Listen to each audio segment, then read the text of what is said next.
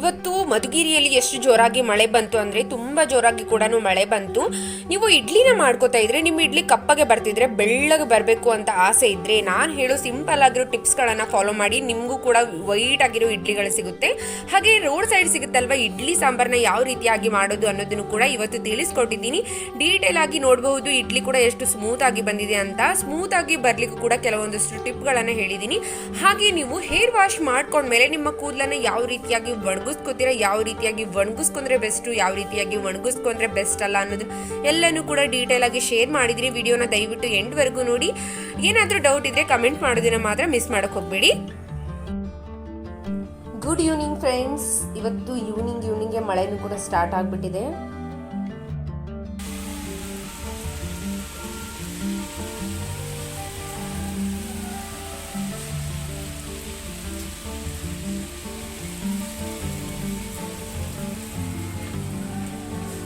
ಮಳೆನೂ ಕೂಡ ಆಗ್ತಾ ಇತ್ತು. ಹಾಗೆ ನಾನು ಇಡ್ಲಿನ ಮಾಡಲಿಕ್ಕೆ ಅಕ್ಕಿನ ನೆನೆಯಿಟ್ಟಿದ್ನಲ್ವ, ಅಕ್ಕಿನ ಇವಾಗ ರುಬ್ಕೋಬೇಕು ಅಂತ ನಾನು ನೋಡ್ತಾ ಇದ್ದೀನಿ ಅಕ್ಕಿ ನೆನೆದಿದೆ ಇಲ್ಲೋ ಅಂತ. ಇದು 3 ರಿಂದ 4 ಗಂಟೆಗಳ ಕಾಲ ನೆನೆಸ್ಕೊಂಡಿದ್ದೀನಿ ಚೆನ್ನಾಗಿ. ನಾನು ನೋಡ್ಬೋದು ಎಷ್ಟು ಚೆನ್ನಾಗಿ ನೆನೆದಿದೆ ಅಂತ. 2 ಕಪ್ ಅಕ್ಕಿಗೆ 1/4 ಕಪ್ ಉದ್ದಿನ ಬೇಳೆನ ಹಾಕೊಂಡ್ಬಿಟ್ಟು 1-2 ಸ್ಪೂನಷ್ಟು ಅವಲಕ್ಕಿನ ಸೇರಿಸ್ಕೊಂಡ್ಬಿಟ್ಟು ನೆನೆ ಇಟ್ಟಿದ್ದೆ ನಾನು. ಇವಾಗ ನೋಡಿ ರುಬ್ಕೋತಾ ಇದ್ದೀನಿ. ನೀವು 8 ಅವರ್ ಇದು ನಾವು ರುಬ್ಕೊಂಡ್ಮೇಲೆ 8 ಅವರ್ಗಳ ಕಾಲ ಇದು ನೆನೆಯಬೇಕು ಚೆನ್ನಾಗಿ. ಹಿಟ್ಟು ನೆನೆದ್ರೆ ತುಂಬ ಚೆನ್ನಾಗಿ ಇಡ್ಲಿ ಸಾಫ್ಟ್ ಸ್ಮೂತ್ ಆಗಿ ಕೂಡ ಬರುತ್ತೆ. ನೀವು ಇಡ್ಲಿ ಅಕ್ಕಿನ ತೊಳೆಯುವಾಗ ಅಕ್ಕಿನ ನೆನೆಯಿಟ್ಟಿರ್ತೀರಲ್ಲ ಅದನ್ನು ಚೆನ್ನಾಗಿ ತೊಳ್ಕೊಬೇಕು. 5 ರಿಂದ 6 ಸಲ ಆದರೂ ನೀವು ತೊಳ್ಕೊಳ್ಳೇಬೇಕು. ಅದನ್ನು ತೊಳ್ಕೊಂಡ್ರೆ ಇಡ್ಲಿ ತುಂಬ ವೈಟ್ ಆಗಿ ತುಂಬ ಚೆನ್ನಾಗಿ ಬರುತ್ತೆ ಅಂತ ಹೇಳ್ಬೋದು. ತುಂಬ ವೈಟ್ ಆಗಿ ಬರಲಿಕ್ಕೆ ತುಂಬ ಅದೇ ಕಾರಣ ಅಂತ ಹೇಳ್ಬೋದು. ನೀವು ಅಕ್ಕಿನ ಚೆನ್ನಾಗಿ ತೊಳ್ಕೊಳ್ಬೇಕು. ನೋಡ್ಬೋದು ಎಷ್ಟು ವೈಟ್ ಆಗಿ ಬಂದಿದೆ ಹಿಟ್ಟು ಅಂತ. ಇವಾಗ ಇದನ್ನು ಒಂದು 10 ನಿಮಿಷಗಳ ಕಾಲ ಚೆನ್ನಾಗಿ ಮಿಕ್ಸ್ ಮಾಡ್ಕೋಬೇಕು. ಕೈಯಿಂದನೇ ಮಿಕ್ಸ್ ಮಾಡ್ಕೋಬೇಕು. ಮಿಕ್ಸ್ ಮಾಡ್ಕೊಂಡು ಉಪ್ಪು ಸೇರಿಸೋದು ಬೇಡ, ಏನು ಸೇರಿಸೋದು ಬೇಡ. ಚೆನ್ನಾಗಿ ಈ ಥರ ಕೈ ಆಡಿಸ್ಬಿಟ್ಟು ಒಂದು 8 ಗಂಟೆಗಳ ಕಾಲ ರೆಸ್ಟ್ ಮಾಡಲಿಕ್ಕೆ ಬಿಡಬೇಕು.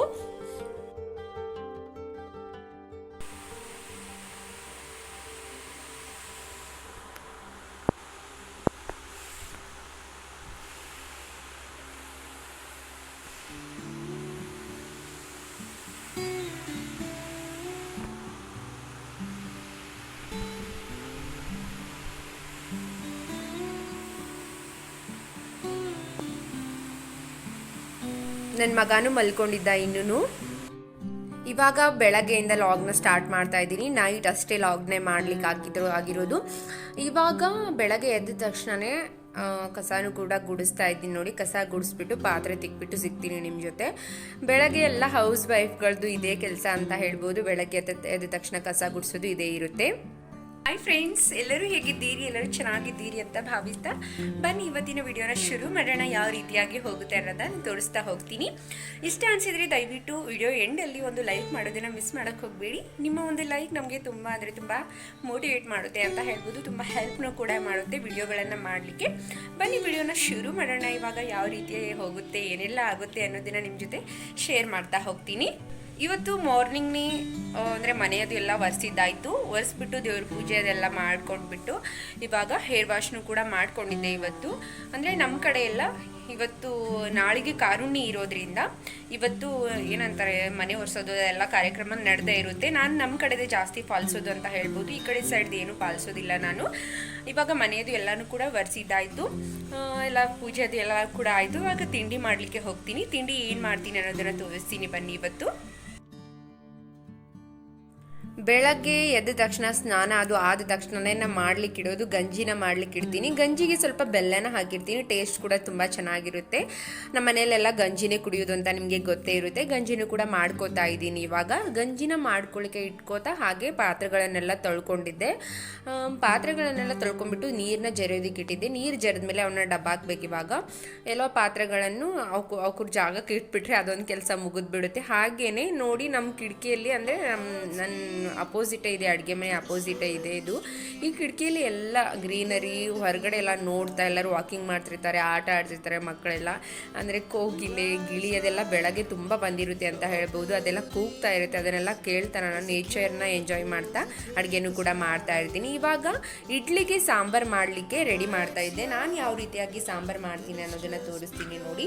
ಇದು ರೋಡ್ ಸೈಡ್ ಎಲ್ಲ ಸಿಗುತ್ತಲ್ವ ಸಾಂಬಾರು, ಹುಳಿಯಾಗಿ ತುಂಬ ಸ್ವೀಟಾಗಿ ತುಂಬ ಚೆನ್ನಾಗಿರುತ್ತಲ್ವ, ಆ ಸಾಂಬಾರು ಮಾಡ್ತಾ ಇದ್ದೀನಿ ನಾನು. ಇದಕ್ಕೆ ಒಂದು ಈರುಳ್ಳಿನ ಕಟ್ ಮಾಡ್ಕೊಂಡಿದ್ದೀನಿ, 3 ಟೊಮೆಟೊನ ಕಟ್ ಮಾಡ್ಕೊಂಡಿದ್ದೀನಿ. ಇದು ನಾಟಿ ಟೊಮೆಟೊನ, ನಾನು ಆ್ಯಪಲ್ ಟೊಮೆಟೊನು ಕೂಡ ನೀವು ತೊಗೊಳ್ಬಹುದು. 1 ಮೆಣಸಿನ್ಕಾಯಿನ ತೊಗೊಂಡಿದ್ದೀನಿ. ಇವಾಗ ಅದನ್ನು ಅಷ್ಟು ಮಾಡ್ಕೊಂಡ್ಬಿಟ್ಟು ಅದನ್ನು ಒಂದು 2ರಿಂದ 3 ವಿಶಿಲ್ ಕೂಗಲಿಕ್ಕೆ ಇಡಬೇಕು. ಇವಾಗ ಒಗ್ಗರಣೆಗೆ ನಾನು ಜೀರಿಗೆ, ಸಾಸಿವೆ, ಕರಿಬೇವು, ಒಂದು 8ರಿಂದ 9 ಮೆಂತ್ಯಕಾಳು ಮತ್ತು ಒಣಗಿರುವಂತಹ ಮೆಣಸಿನ್ಕಾಯಿ ಮತ್ತು ಕೊತ್ತಂಬರಿ ಇದನ್ನೆಲ್ಲ ತೊಗೊಳ್ಬೇಕು. ಇವಾಗ 3 ವಿಶಿಲ್ ಆಯಿತು ನೋಡಿ, ಚೆನ್ನಾಗಿ ಬೆಂದಿದೆ. ಇಷ್ಟು ಬೆಂದರೆ ಸಾಕು ಬೇಳೆ ಅದೆಲ್ಲ. ಇವಾಗ ಇದನ್ನು ಸೈಡಲ್ಲಿ ಎತ್ಕೋಬೇಕು. ಬೇಳೆ ಮತ್ತು ತರಕಾರಿನೆಲ್ಲ ಬೇಯಿಸಿರ್ತೀಲ್ವ ಅದನ್ನು ಸೈಡಲ್ಲಿ ಇಟ್ಕೊಂಡು ಆರೋದಕ್ಕೆ ಇಡಬೇಕು. ತಣ್ಣಗಾದ್ಮೇಲೆ ಇದನ್ನು ಗ್ರೈಂಡರಲ್ಲಿ ಗ್ರೈಂಡ್ ಮಾಡ್ಕೋಬೇಕು. ಅದಕ್ಕೋಸ್ಕರ ನೋಡಿ ಈ ಕಡೆ ನೀರನ್ನು ಸಪ್ರೇಟ್ ಮಾಡ್ಕೋತಾ ಇದ್ದೀನಿ. ಎಲ್ಲ ಮಸಾಲ ಅಂದರೆ ಬೇಯಿಸಿರುವಂತಹ ತರಕಾರಿಗಳನ್ನು ಸಪ್ರೇಟ್ ಮಾಡ್ಕೋತಾ ಇದ್ದೀನಿ. ಬೇಯಿಸಿರುವಂತಹ ನೀರನ್ನು ವೇಸ್ಟ್ ಮಾಡೋದು ಬೇಡ, ಅದನ್ನೇ ಸಾಂಬಾರಿಗೆ ಯೂಸ್ ಮಾಡ್ಕೋತೀನಿ ನಾನು.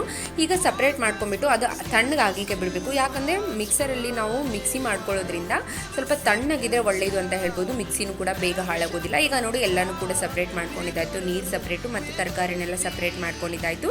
ಇದು ಸ್ವಲ್ಪ ತಣ್ಣಗಾಲಿ ಆಮೇಲೆ ಗ್ರೈಂಡರ್ಗೆ ಹಾಕೋತೀನಿ, ಇದನ್ನು ಅಂದರೆ ಮಿಕ್ಸಿಗೆ ಹಾಕೋತೀನಿ. ಇವಾಗ ಒಗ್ಗರಣೆ ಮಾಡ್ಕೊಳ್ಳೋಣ ಬನ್ನಿ. ಸ್ವಲ್ಪ ಎಣ್ಣೆನ ಕಾಯಕ್ಕೆ ಇಟ್ಕೊಂಡಿದ್ದೀನಿ. ಒಲೆ ಮೇಲೆ ಕೋಕೋನಟ್ ಆಯಿಲ್ನ ಯೂಸ್ ಮಾಡೋದು ಅಂತ ನಿಮಗೆ ಗೊತ್ತು. ನಾನು ಕೋಕೋನಟ್ ಆಯಿಲ್ನ ಹಾಕ್ಕೊಂಡ್ಬಿಟ್ಟು ಎಣ್ಣೆನ ಬಿಸಿ ಮಾಡ್ಕೊಳ್ಳಿಕ್ಕೆ ಇಟ್ಕೊಂಡಿದ್ದೀನಿ. ಇವಾಗ ಜೀರಿಗೆ, ಸಾಸಿವೆನ ಸೇರಿಸ್ಕೊತೀನಿ. ಜೀರಿಗೆ, ಸಾಸಿವೆ ಎಲ್ಲ ಚಿಟಪಟ ಆದಮೇಲೆ ಇವಾಗ ಮೆಂತ್ಯ ಕಾಳು ಇರುತ್ತಲ್ಲ, ಮೆಂತ್ಯ ಕಾಳನ್ನು ಹಾಕೋತೀನಿ. ಅದು ಎಲ್ಲ ಚೆನ್ನಾಗಿ ಫ್ರೈ ಆದಮೇಲೆ ಇವಾಗ ಜಜ್ಜಿಟ್ಕೊಂಡಿರ್ತೀನಲ್ವ ಬೆಳ್ಳುಳ್ಳಿನ ಸೇರಿಸ್ಕೊತೀನಿ. ಬೆಳ್ಳುಳ್ಳಿ, ಕರಿಬೇವು ಮತ್ತು ಒಣ ಮೆಣಸಿನಕಾಯಿ 3 ಸೇರಿಸ್ಕೊಂಡು ಚೆನ್ನಾಗಿ ಫ್ರೈ ಮಾಡ್ಕೋತೀನಿ. ಇವಾಗ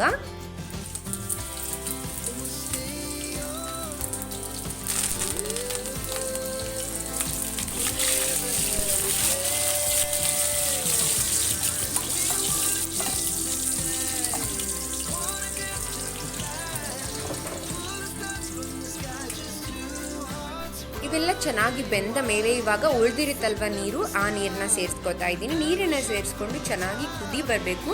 ಇವಾಗ ಸ್ವಲ್ಪ ಮಸಾಲನೂ ಕೂಡ ಆ್ಯಡ್ ಮಾಡ್ಕೊಳ್ಳೋಣ. ಮಸಾಲ ನೀವು ಸಾಂಬಾರು ಪೌಡರ್ ಆ್ಯಡ್ ಮಾಡ್ಕೋಬಹುದು. ನಾನು ಸಾಂಬಾರು ಪೌಡರ್ ಅದು ಏನು ಹಾಕಲ್ಲ, ಉತ್ತರ ಕರ್ನಾಟಕ ಸ್ಪೆಷಲ್ ಮಸಾಲೆ ಖಾರನ ಸೇರಿಸ್ಕೊಂಡ್ಬಿಡ್ತೀನಿ. ಎಲ್ಲನೂ ಅದರಲ್ಲೇ ಮಿಕ್ಸ್ ಇರುತ್ತೆ, ಅದಕ್ಕೋಸ್ಕರ. ಇವಾಗ ಸ್ವಲ್ಪ ಅರಿಶಿನ ಪುಡಿನೂ ಸೇರಿಸ್ಕೊತಾ ಇದ್ದೀನಿ. ನೀವು ಸಾಂಬಾರು ಪೌಡರ್, ಖಾರ ಸಪ್ರೇಟಾಗಿ ಯೂಸ್ ಮಾಡ್ಬೋದು. ನಾನು ಖಾರ ಮತ್ತು ಸಾಂಬಾರು ಪೌಡರ್ ಎಲ್ಲ ಹಾಕುವಂಥ ಪದಾರ್ಥಗಳು ಮಸಾಲೆ ಖಾರದಲ್ಲೇ ಇರೋದ್ರಿಂದ ನಾನು ಅದು ಒಂದೇ ಸೇರಿಸ್ಕೊತಾ ಇದ್ದೀನಿ. ಇದನ್ನು ಚೆನ್ನಾಗಿ ಮಿಕ್ಸ್ ಮಾಡ್ಕೊಳ್ಳೋಣ. ಇದು ಚೆನ್ನಾಗಿ ಕುದಿ ಬರಬೇಕು. ಕುದಿ ಬರೋ ಅಷ್ಟರಲ್ಲಿ ನಾನು ಇವಾಗ ಮಸಾಲೆ ಎಲ್ಲ ತಣ್ಣಗಾಗಿರುತ್ತೆ ಅಂತ ನೋಡಿಬಿಟ್ಟು ಅದನ್ನು ರುಬ್ಕೊಂಡ್ಬರ್ತೀನಿ.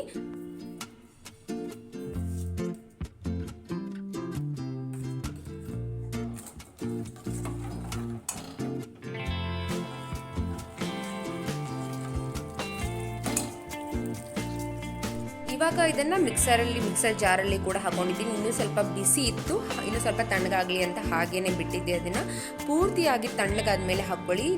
ಅಂದರೆ ಮಿಕ್ಸರು ಕೂಡ ಬೇಗ ಹಾಳಾಗೋದಿಲ್ಲ, ಟೇಸ್ಟು ಕೂಡ ಚೆನ್ನಾಗಿರುತ್ತೆ. ಇವಾಗ ಎಲ್ಲ ಮಿಕ್ಸರಲ್ಲಿ ಮಿಕ್ಸಿ ಮಾಡ್ಕೊಂಡಿದ್ದಾಯಿತು. ಇವಾಗ ಈ ಕುದೀತಾ ಇರುತ್ತಲ್ವ ನೀರು, ಅದಕ್ಕೆ ನಾವು ಇದನ್ನು ಮಸಾಲಾನ ಆ್ಯಡ್ ಮಾಡ್ಕೊಂಡ್ಬಿಟ್ಟು ಚೆನ್ನಾಗಿ ಫ್ರೈ ಮಾಡ್ಕೊಳ್ಳೋಣ. ಉಪ್ಪು ರುಚಿಗೆ ಎಷ್ಟು ಬೇಕೋ ಅಷ್ಟನ್ನು ನೀವು ಸೇರಿಸ್ಕೊಳ್ಳಿ, ಅದು ಮಿಸ್ ಆಗಿಬಿಟ್ಟು ಉಪ್ಪನ್ನು ಸೇರಿಸ್ಕೊಂಡ್ಬಿಟ್ಟು ಚೆನ್ನಾಗಿ ಇದು ಕುದಿ ಬರುವವರೆಗೂ ಕುದಿಸ್ಕೋಬೇಕು. ಆಮೇಲೆ ನೀವು ಕೊತ್ತಂಬರಿನೂ ಕೂಡ ಸೇರಿಸ್ಕೋಬಹುದು. ನಾನು ಕೊತ್ತಂಬರಿ ಖಾಲಿ ಆಗಿಬಿಟ್ಟಿತ್ತು, ಅದಕ್ಕೋಸ್ಕರ ಏನು ಕೊತ್ತಂಬರಿ ಅದು ಏನು ಸೇರಿಸ್ತಾ ಇಲ್ಲ. ಚೆನ್ನಾಗಿ ಮಿಕ್ಸ್ ಮಾಡ್ಕೊಳ್ಳಿ. ರುಚಿಗೆ ಎಷ್ಟು ಬೇಕೋ ಅಷ್ಟು ಉಪ್ಪನ್ನು ಸೇರಿಸ್ಕೊಳ್ಳಿ. ಸ್ವಲ್ಪ ಬೇಕಂದರೆ ಸ್ವಲ್ಪ ಬೆಲ್ಲನೂ ಕೂಡ ಸೇರಿಸ್ಕೊಳ್ಳಿ. ಉಪ್ಪು, ಹುಳಿ, ಖಾರ, ಸ್ವೀಟಿಗೆ ತುಂಬ ಚೆನ್ನಾಗಿರುತ್ತೆ ಅಂತ ಹೇಳ್ಬೋದು. ನೋಡಿ ಇವಾಗ ಸಾಂಬಾರು ಕೂಡ ಕುದೀತಾ ಇದೆ. ಕುದಿಯುವಾಗ ಒಂದು 5ರಿಂದ 10 ನಿಮಿಷಗಳ ಕಾಲ ಚೆನ್ನಾಗಿ ಕುದಿಸ್ಕೊಳ್ಳಿ. ಲೋ ಫ್ಲೇಮ್ನಲ್ಲಿ ಇಟ್ಬಿಟ್ಟು. ಅಂದರೆ ಟೇಸ್ಟು ಕೂಡ ತುಂಬ ಚೆನ್ನಾಗಿರುತ್ತೆ ಅಂತ ಹೇಳ್ಬೋದು. ಇದು ಇಡ್ಲಿ ಜೊತೆ ಅಂದರೆ ಒಳ್ಳೆ ಕಾಂಬಿನೇಷನ್ ಅಂತ ಹೇಳ್ಬೋದು. ಈ ಥರ ರೋಡ್ ಸೈಡೆಲ್ಲ ಸಿಗುತ್ತಲ್ವ, ಅದೇ ಥರ ಟೇಸ್ಟ್ ಇರುತ್ತೆ ಇದು. ನೀವು ಒಂದ್ಸಲ ನಿಮ್ಮ ಮನೆಯಲ್ಲಿ ಟ್ರೈ ಮಾಡಿ ಯಾವ ರೀತಿಯಾಗಿ ಬಂತು ಅನ್ನೋದನ್ನು ಕೂಡ ಕಮೆಂಟ್ ಸೆಕ್ಷನಲ್ಲಿ ಕಮೆಂಟ್ ಮಾಡೋದನ್ನು ಮಿಸ್ ಮಾಡೋಕ್ಕೆ ಹೋಗಬೇಡಿ. ನೋಡ್ಬೋದು ಸಾಂಬಾರು ಎಷ್ಟು ತಿಳಿಯಾಗಿ ಬೇಕೋ ಅಷ್ಟು ತಿಳಿಯಾಗಿ ನೀವು ಮಾಡ್ಕೋಬೋದು. ಸ್ವಲ್ಪ ಗಟ್ಟಿಗಿದ್ರೆ ಚೆನ್ನಾಗಿ ಅನಿಸುತ್ತೆ ಈ ಸಾಂಬಾರು. ನೋಡಿ ಇವಾಗ ಇಡ್ಲಿ ಮಾಡೋದನ್ನು ಏನು ತೋರಿಸಿಲ್ಲ. ಇಡ್ಲಿ ಹಿಟ್ಟು ನೋಡ್ಬೋದು ನೀವು ಎಷ್ಟು ಚೆನ್ನಾಗಿ ಉಬ್ಬಿ ಬಂದಿದೆ ಅಂತ. ಹೀಗೆ ಬರಬೇಕು ಇಡ್ಲಿ ಹಿಟ್ಟು, ಅಂದರೆ ಈ ಥರ ಬಂದುಬಿಟ್ರೆ ಇಡ್ಲಿ ತುಂಬ ಸ್ಮೂತಾಗಿ ಸಾಫ್ಟಾಗಿ ಬರುತ್ತೆ ಅಂತ ನಮಗೆ ಫಸ್ಟ್ನೇ ಗೊತ್ತಾಗ್ಬಿಡುತ್ತೆ ಅಂತ ಹೇಳ್ಬೋದು. ನಾನು ಅಕ್ಕಿಯಲ್ಲೇ ಮಾಡೋದು, ರವಾಲಿ ಏನು ಮಾಡೋದಿಲ್ಲ. ನಾನು ಅಕ್ಕಿಯನ್ನು ನೆನೆ ಇಟ್ಬಿಟ್ಟೆ ನಾನು ಇಡ್ಲಿನ ಮಾಡ್ಕೊಳ್ಳೋದು. ನೋಡಬಹುದು ಎಷ್ಟು ಚೆನ್ನಾಗಿ ಬಂದಿದೆ ಅಂತ ಉಬ್ಬಿಬಿಟ್ಟು. ಇದಕ್ಕೆ ಉಪ್ಪನ್ನು ಸೇರಿಸ್ಕೊಂಡ್ಬಿಟ್ಟು ಇವಾಗ ಇಡ್ಲಿನೂ ಕೂಡ ರೆಡಿ ಮಾಡಿಕೊಂಡೆ ನಾನು. ನೋಡಬಹುದು ಇಡ್ಲಿ ಜೊತೆ ಸಾಂಬಾರು ಮತ್ತು ಚಟ್ನಿನೂ ಕೂಡ ಮಾಡ್ಕೊಂಡಿದ್ದೆ. ಚಟ್ನಿ ಮಾಡೋದು ಏನೂ ತೋರಿಸಿಲ್ಲ. ಕೊಕೊನಟ್ ಮತ್ತು ಪೀನಟ್ ಮತ್ತು ಪುಟಾಣಿ ಹಾಕಿಬಿಟ್ಟು ಚಟ್ನಿನೂ ಕೂಡ ಮಾಡ್ಕೊಂಡಿದ್ದೆ ಸಿಂಪಲ್ಲಾಗಿ. ನೋಡ್ಬೋದು ಇಡ್ಲಿ ಎಷ್ಟು ಚೆನ್ನಾಗಿ ಎಷ್ಟು ಸ್ಮೂತಾಗಿ ಬಂದಿದೆ ಅಂತ. ನಿಜವಾಗ್ಲೂ ತುಂಬ ಚೆನ್ನಾಗಿ ಬರುತ್ತೆ. ನಾನು ಹೇಳಿರೋ ಅಳತೆಯಲ್ಲಿ ನೀವು ಹಾಕಿಬಿಟ್ಟು ಟ್ರೈ ಮಾಡಿ ಒಂದು ಸಾರಿ. ಊಟ ಮಾಡಿ ಹೋಮ್ವರ್ಕ್ ಯಾರು ಮಾಡಬೇಕು?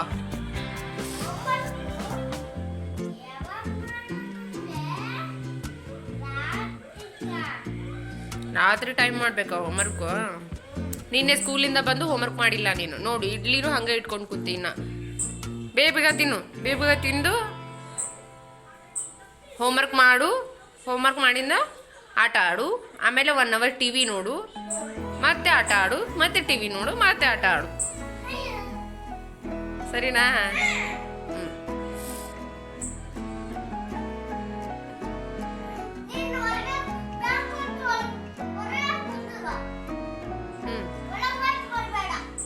ಯಾಕೆ ನೀನೇ ಮಾಡ್ತೀಯ ಹೋಮ್ವರ್ಕ್? ಸರಿ ಬಿಡು, ಆಯಿತು ಅಂದ್ರೆ. ನೀನೇ ಬರೀತೀಯ ಎಲ್ಲ?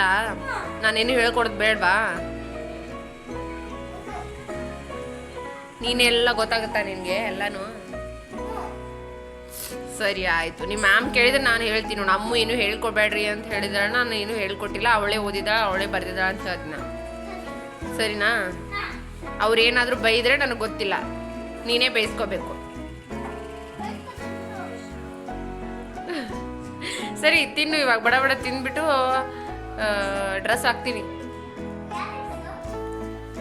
ಡ್ರೆಸ್ ಹಾಕೊಳ್ಳಲ್ವಾ ನೀನು? ಡೈಲಿ ವೇರ್ ಡ್ರೆಸ್ ಹಾಕ್ತೀನಿ. ಬ್ಲೂ ಕಲರ್ ಅಲ್ಲ, ರೆಡ್ ಕಲರ್ ಅಲ್ಲ. ಸ್ಕರ್ಟ್ ಹಾಕೊಳಕತ್ತೀವ, ಸ್ಕರ್ಟ್ ಲಂಗ.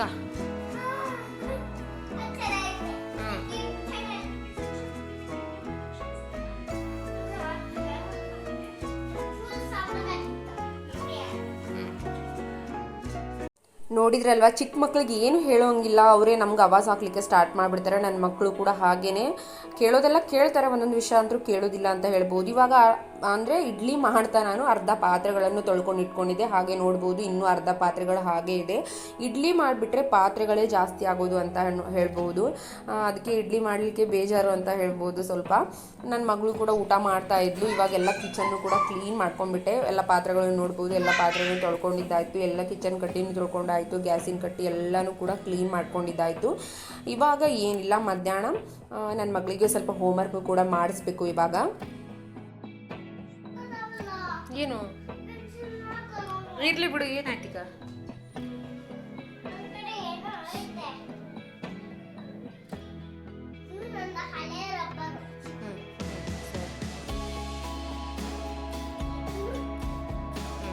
ಆಯ್ತು, ಹೋಮ್ವರ್ಕ್ ಮಾಡ್ಬೇಕು.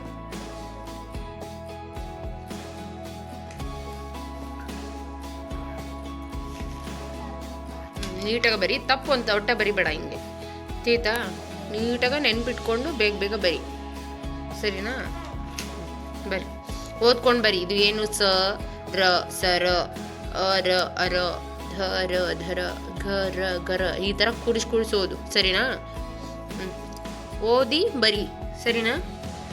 ಸರಿ, ಬೇಗ ಬೇಗ ಬರಿ.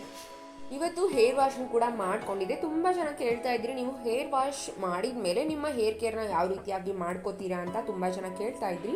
ಅವ್ರಿಗೋಸ್ಕರ ಇವತ್ತು ಶೇರ್ ಮಾಡ್ತಾ ಇದ್ದೀನಿ ಅಂತ ಹೇಳ್ಬೋದು. ಈ ಥರ ನಾನು ಕಾಟನ್ ಟವಲಲ್ಲಿ ನಾನು ಈ ಥರ ಬಿಟ್ಬಿಟ್ಟಿರ್ತೀನಿ. ಯಾಕಂದರೆ ಬೆಳಗ್ಗೆ ಅಡುಗೆ ಅದು ಮಾಡ್ತಾ ಇರೋದ್ರಿಂದ ಕೂದಲು ಕೂಡ ತುಂಬ ಅಂದರೆ ತುಂಬ ಡ್ಯಾಮೇಜ್ ಆಗೋ ಸ್ಥಿತಿನೂ ಇರುತ್ತೆ ಅಂತ ಹೇಳ್ಬೋದು. ನಾವು ಅಡುಗೆ ಮಾಡುವಾಗ ಹಾಕೊಳ್ಳೋದು ಹಿಂಗೆ ಹಾಕೊಳ್ಳೋದು ಮಾಡ್ತಿರ್ತೀವಲ್ವ, ಆವಾಗ ಸ್ವಲ್ಪ ಹೇರ್ ಫಾಲ್ ಕೂಡ ಜಾಸ್ತಿ ಆಗುತ್ತೆ ಆ ರೀತಿಯಾಗಿ ಮಾಡೋದ್ರಿಂದ. ನಾನು ಅದಕ್ಕೋಸ್ಕರನೇ ಈ ಥರ ಟೈಟಾಗಿ ಏನಿಲ್ಲ, ಸ್ವಲ್ಪ ಟವಲಲ್ಲಿ ಈ ಥರ ಟೈಟ್ ಮಾಡಿರ್ತೀನಿ. ನೋಡಬಹುದು ನನ್ನ ಕೂದಲು ಎಷ್ಟು ಉದ್ದವಾಗಿದೆ ಅಂತ. ತುಂಬ ಉದ್ದವಾಗಿದೆ ನನ್ನ ಕೂದಲು, ಆಲ್ಮೋಸ್ಟ್ ನನ್ನ ಕಾಲಿಗೆ ಬೀಳುತ್ತೆ ಅಂತ ಹೇಳ್ಬೋದು ಇವಾಗಂದ್ರೂ. ಯಾವ ರೀತಿಯಾಗಿ ನಾನು ಕೂದಲನ್ನು ಒರೆಸ್ಕೋತೀನಿ ಅನ್ನೋದನ್ನ ಇವತ್ತು ನಿಮ್ಮ ಜೊತೆ ಶೇರ್ ಮಾಡ್ತೀನಿ. ಈ ರೀತಿಯಾಗಿ ನೀವು ಒರೆಸೋದ್ರಿಂದ ನಿಮ್ಮ ಹೇರ್ ಫಾಲು ಕೂಡ ತುಂಬ ಕಮ್ಮಿ ಆಗುತ್ತೆ ಅಂತ ಹೇಳ್ಬಹುದು. ಒಬ್ರು ಯಾರೋ ನನಗೆ ಕಮೆಂಟ್ ಸೆಕ್ಷನಲ್ಲಿ ಕಮೆಂಟ್ ಮಾಡಿದ್ರು, ನಿಮ್ಮ ಕೂದಲನ್ನು ಡ್ರೈ ಮಾಡ್ಕೊಳ್ಳೋ ವಿಡಿಯೋ ಮಾಡಿ ಅಂತ. ಅಂದರೆ ಟವಲಲ್ಲಿ ಅಂದರೆ ರಪ್ ಅಂತ ಬಡ್ಕೋತಿರ್ತಾರಲ್ವ, ಬಡಿದು ಒರೆಸ್ತಿರ್ತಾರಲ್ವ, ಆ ಥರ ಡ್ರೈ ಮಾಡಿ ತೋರಿಸಿ ಅಂತ ಹೇಳ್ತಿದ್ರು. ನಿಜವಾಗ್ಲೂ ನಾನು ಆ ಥರ ಎಲ್ಲ ಡ್ರೈ ಮಾಡ್ಕೊಳ್ಳೋದೇ ಇಲ್ಲ ಅಂತ ಹೇಳ್ತೀನಿ, ಸಾರಿ ಅಂತ ಹೇಳ್ತೀನಿ. ಆ ಥರ ಡ್ರೈ ಮಾಡ್ಕೊಳ್ಳೋದ್ರಿಂದ ಹೇರ್ ಫಾಲು ಕೂಡ ತುಂಬ ಜಾಸ್ತಿ ಆಗುತ್ತೆ, ಕೂದಲು ಸಿಕ್ಕುಗಳು ಕೂಡ ತುಂಬ ಜಾಸ್ತಿ ಆಗುತ್ತೆ. ಆ ಥರ ಯಾರು ಮಾಡೋದಕ್ಕೆ ಹೋಗ್ಬಿಡಿ, ಆ ಥರ ಮಾಡ್ತಾಯಿದ್ರೆ ನಿಲ್ಲಿಸ್ಬಿಡಿ ಅಂತ ಹೇಳ್ತೀನಿ. ತುಂಬ ಹೇರ್ ಫಾಲ್ ಆಗುತ್ತೆ ಆ ಥರ ಮಾಡೋದ್ರಿಂದ. ನಾನು ಮಾಡೇ ಇಲ್ಲ ಆ ಥರ ಯಾವತ್ತೂ ಕೂಡ. ಈ ಥರ ಟವಲ್ ಇರುತ್ತಲ್ವ, ಟವಲಲ್ಲಿ ನೀವು ಈ ಥರ ಮೆತ್ತಗೆ ಒರೆಸ್ಕೋಬೇಕು. ಆದಷ್ಟು ನಿಧಾನವಾಗಿ ಮೆತ್ತಗೆ ನಿಮ್ಮ ಕೂದಲನ್ನು ಡ್ರೈ ಮಾಡ್ಕೊಳ್ಳಿ. ಇದರಿಂದ ಹೇರ್ ಫಾಲ್ ಕೂಡ ತುಂಬ ಕಮ್ಮಿ ಆಗುತ್ತೆ ಅಂತ ಹೇಳ್ಬೋದು. ಹೇರ್ನು ಕೂಡ ತುಂಬ ಚೆನ್ನಾಗಿ ಒಣಕೊಳ್ಳುತ್ತೆ ಮತ್ತು ಹೇರ್ನು ಕೂಡ ಒಂದು ಕೂದಲು ಕೂಡ ಉದ್ದೋದಿಲ್ಲ ಅಂತ ಹೇಳ್ಬೋದು. ನನ್ನ ಕೂದಲು ಎಷ್ಟು ಹೇರ್ ಫಾಲ್ ಆಗುತ್ತೆ ಅನ್ನೋದನ್ನು ಕೂಡ ನಿಮಗೆ ತೋರಿಸ್ತೀನಿ ನಾನು. ಬೇಕಾದರೆ ಹಳೆ ವಿಡಿಯೋಗಳಲ್ಲೆಲ್ಲ ಶೇರ್ ಮಾಡಿದ್ದೀನಿ, ಬೇಕಂದರೆ ನೋಡ್ಕೋಬಹುದು ನೀವು. ನನ್ನ ಇಷ್ಟು ಉದ್ದವಾಗಿದ್ರೂ ಕೂಡ ತುಂಬ ಕಮ್ಮಿ ಹೇರ್ ಫಾಲ್ ಆಗುತ್ತೆ ನಂದು. ಹೇರ್ ವಾಶ್ ಮಾಡಿದಾಗಂದ್ರೂ ಡೈಲಿ ನಾನು ಬಾಚುವಾಗ ಆಗೋಕ್ಕಿಂತ ಹೇರ್ ಫಾಲ್ ಆಗೋಕ್ಕಿಂತನೂ ಹೇರ್ ವಾಶ್ ಮಾಡಿದಾಗ ನನ್ನ ಕೂದಲು ತುಂಬ ಹೇರ್ ಫಾಲ್ ಕಮ್ಮಿ ಆಗುತ್ತೆ ಅಂತ ಹೇಳ್ಬೋದು.